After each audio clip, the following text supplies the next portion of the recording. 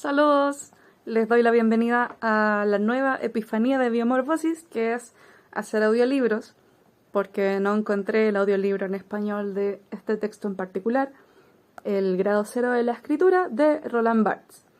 Así que lo voy a hacer yo. Vamos a presentar el libro primero, esta edición tapa blanda de Siglo XXI Editores, si no me equivoco es una segunda edición del año 2011, traducido por Nicolás Rosa y Patricia Wilson. Saludos, colegas. Vamos a presentar el libro con sus detalles. Tenemos la biografía de Roland Barthes y la sinopsis en la parte de atrás. Así que vamos a comenzar con la biografía, luego la sinopsis. Y vamos a finalizar este video con la introducción del texto. Dado que, siendo este el primer libro de una serie, estoy tanteando cuánto nos vamos a demorar en leer el texto completo. Así que comenzamos con la biografía de Roland Barthes. Roland Barthes es una de las figuras intelectuales más importantes que emergieron en Francia en la posguerra, y sus escritos son, todavía hoy, objeto de estudio y discusión. Este crítico y ensayista francés, nacido en noviembre de 1915, desarrolló gran parte de su trabajo en un ambiguo espacio entre la lingüística y la literatura. Entre sus libros obtuvieron gran reconocimiento sus estudios semiológicos sobre la imagen.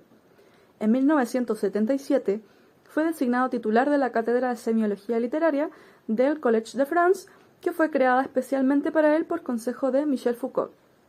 En su lección inaugural, publicada por Siglo XXI Editores, Barthes se definió a sí mismo como un sujeto incierto, demasiado literario para los lingüistas, que siempre lo consideraron un intruso, demasiado lingüista para los críticos literarios, que pocas veces llegaron a entenderlo. Quizás sea este rasgo el que lo ha convertido en uno de los pensadores y teóricos más influyentes en su campo. Murió en 1980, atropellado por la camioneta de una lavandería. La violencia estúpida de las cosas, escribiría Foucault en su necrológica. Esa es la biografía que nos ofrece Siglo XXI Editores. Voy a continuar con la sinopsis de la parte de atrás de este libro.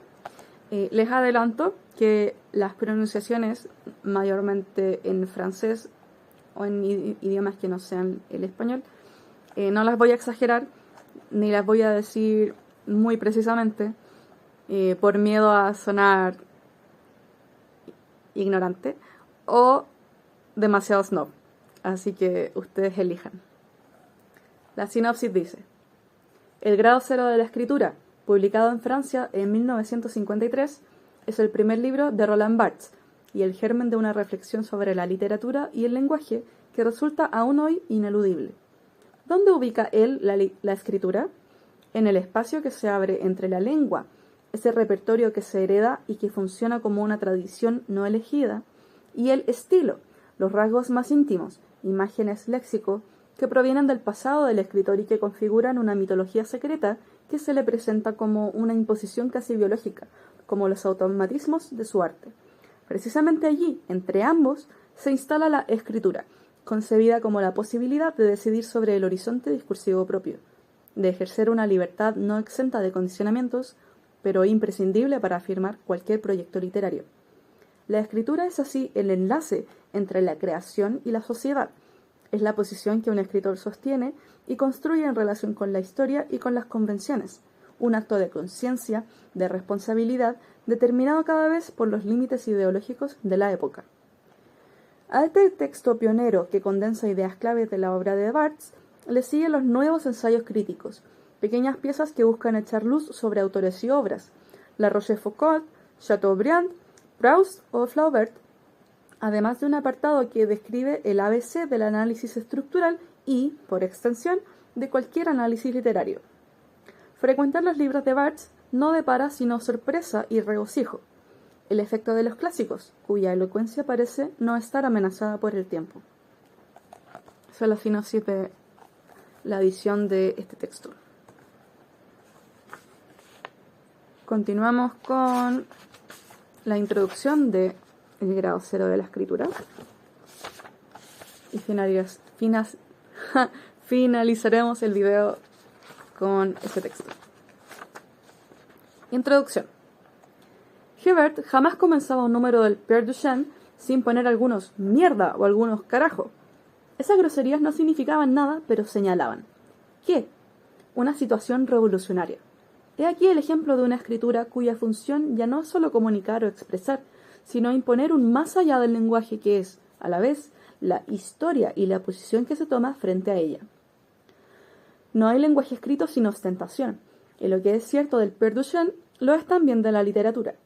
Esta también debe señalar algo, distinto de su contenido y de su forma individual, y que es su propio cerco, aquello precisamente por lo que se impone como literatura. De ahí un conjunto de signos sin relación con la idea, la lengua o el estilo y destinados a definir, en el espesor de todos los modos posibles de expresión, la soledad de un lenguaje ritual. Este orden sacro de los signos escritos propone a la literatura como una institución y evidentemente tiende a abstraerla de la historia, pues ningún cerco se funda sin una idea de perennidad. Pero allí donde se la rechaza, la historia actúa más claramente, por lo que es posible formular una historia del lenguaje literario que no sea ni la historia de la lengua ni la de los estilos, sino solamente la historia de los signos de la literatura, y se puede descontar que esta historia formal manifieste a su modo, que no es el menos claro, su unión con la historia profunda.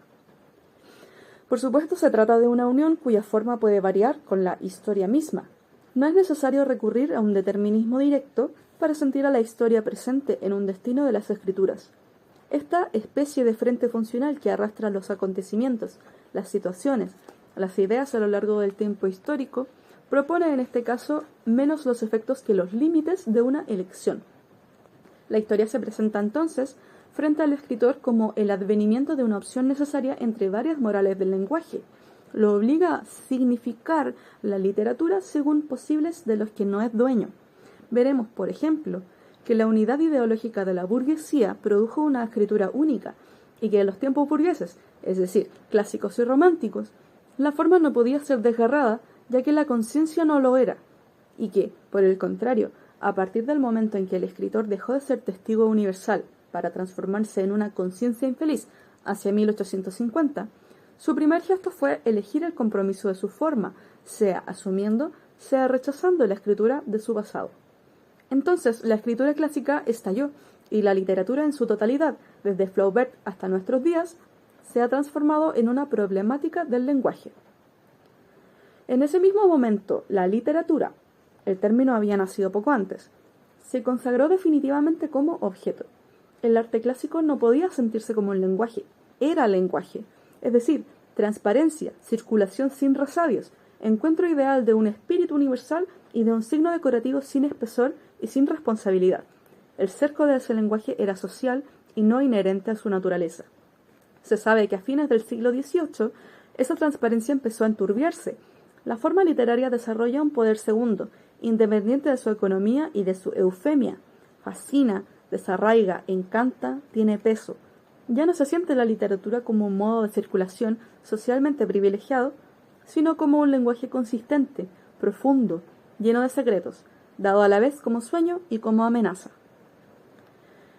Esto es lo importante. En adelante, la forma literaria puede provocar sentimientos existenciales que están unidos al hueco de todo objeto. Sentido de lo insólito, familiaridad, asco, complacencia, uso, destrucción. Desde hace 100 años, toda escritura es un ejercicio de domesticación o de repulsión frente a esa forma o objeto que el escritor encuentra fatalmente en su camino, que necesita mirar, afrontar, asumir y que nunca puede destruir sin destruirse a sí mismo como escritor. La forma se suspende frente a la mirada como un objeto. Hágase lo que se haga es un escándalo. Espléndida aparece pasada de moda. Anárquica es asocial. Particular en relación con el tiempo o con los hombres, de cualquier modo es soledad. Todo el siglo XIX ha visto progresar este fenómeno dramático de concreción. En Chateaubriand es leve depósito, peso liviano de una euforia del lenguaje, especie de narcisismo donde la escritura se separa apenas de su función instrumental y solo se mira a sí misma. Flaubert, para señalar aquí solo los momentos típicos del proceso, constituyó definitivamente a la literatura como objeto por el advenimiento de un valor trabajo. La forma se hizo el término último de una fabricación, como una cerámica o una joya. Es necesario leer que la fabricación fue significada, es decir, dada por primera vez como espectáculo e impuesta. Mallarmé, finalmente, coronó esta construcción de la literatura objeto por medio del acto último de todas las objetivaciones, la destrucción. Sabemos que todo el esfuerzo de Mallarmé se centró en la aniquilación del lenguaje, cuyo cadáver, en alguna medida, es la literatura.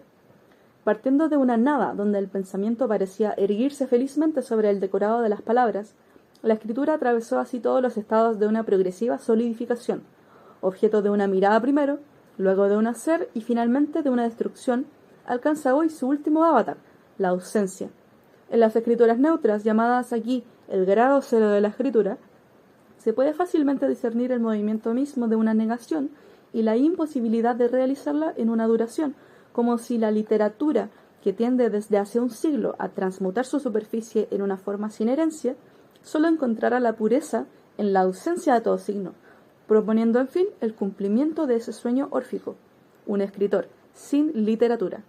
La escritura blanca, la de Camus, la de Blanchot o la de Cayrol, por ejemplo, o la escritura hablada de Queneau, son el último episodio de una pasión de la escritura que sigue paso a paso el desgarramiento de la conciencia burguesa.